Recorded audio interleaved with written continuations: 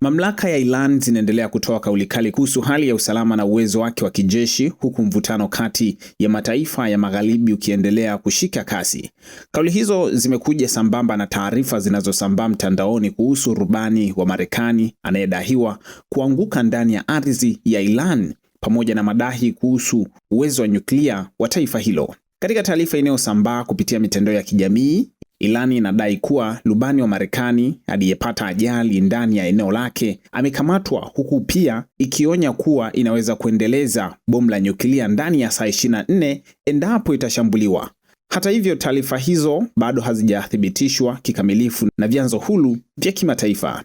Taarifa hiyo imezua mjadala mkubwa katika majukwaa mbalimbali ya habari, huku baadhi ya wachambuzi wakieleza kuwa kauli hiyo inaweza kuwa sehemu ya mkakati wa kisiasa na kuonyesha uimara wa taifa hilo mbele ya mataifa ya Magharibi.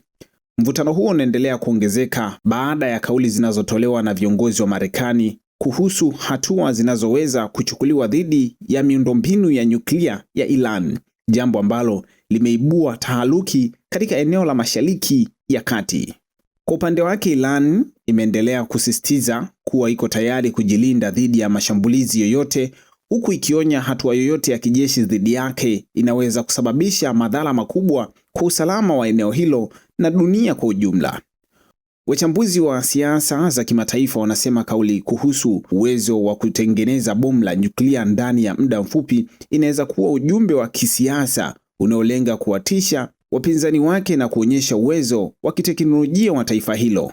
Aidha, jamii ya kimataifa inaendelea kufuatilia kwa ukaribu maendeleo ya mgogoro huo, huku mashirika mbalimbali yakitoa wito wa mazungumzo ya kidiplomasia ili kuzuia kuongezeka kwa mzozo huo. Hali hiyo inaendelea kuzua wasiwasi kuhusu usalama wa eneo la Mashariki ya Kati, huku wengi wakihofia kuwa hatua yoyote iliyopimwa inaweza kuchochea mgogoro mkubwa zaidi wa kijeshi na kisiasa.